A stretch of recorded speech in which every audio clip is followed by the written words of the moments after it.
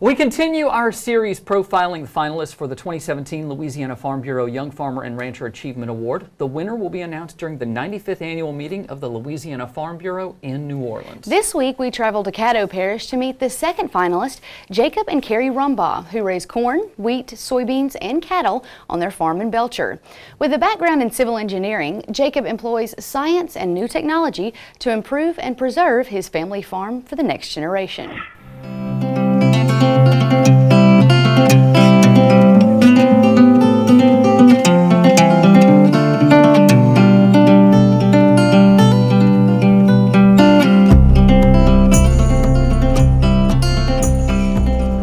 Jacob and Kari Rumbaugh saddle up for a hard day of work on the ranch where the land is plenty and the fences are few. If you ask them, they're living the dream. But 5 years ago, this lifestyle was only a daydream for Jacob. I think my career in engineering ahead of time doesn't let me take what I'm doing now for granted, because I spent 8 years behind a desk every day.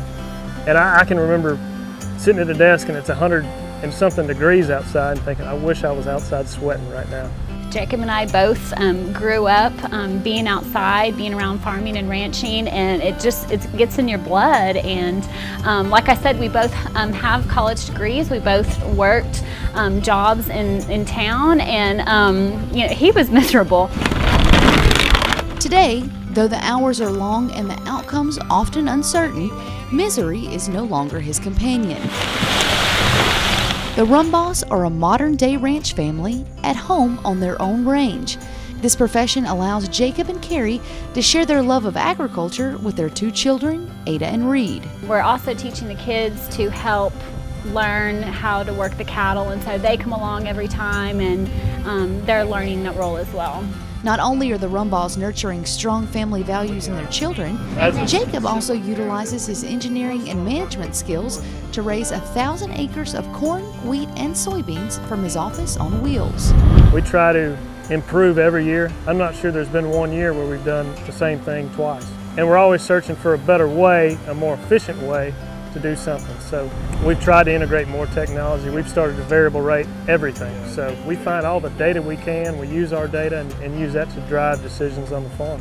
While Jacob's strength centers on the row crops, Kari handles the herd. I have to rely on her. She monitors everything over here. She kind of takes care of the cattle by herself while we're busy with row crops. It's a 7-day-a-week job. You don't have a holiday. The cows still have to eat, water has to be checked. At least I grew up in that, and so I knew what to expect. But there are some challenges that even the most experienced farm family can expect.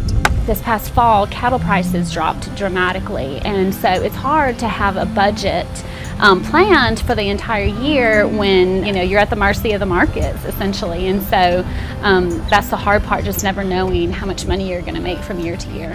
While the ride may be rough at times, Jacob and Kari say the footsteps behind them make the journey all worthwhile. They can see the labors of hard work. When I was an engineer, I was gone all day. I might produce a set of plans that they never see, or something may get built that they'll never see, but when they're on the farm and they're with me every day, they can see me working. They can see the crops growing. They can see the crops harvest. They get to see the fruits of our labors. A dream that ends in a legacy of love. The winner of the 2017 Young Farmer and Rancher Achievement Award will receive a $40,000 credit for the purchase of a new vehicle of their choice. Next week, we'll wrap up the series in Clinton, Louisiana, with our third finalists, Russell and Amelia Count. Coming up after the break, there's a place where agriculture and art are literally being forged by hand every day. Tammy Arnder brings us the story of the old art of blacksmithing and its agricultural roots. Stay with us.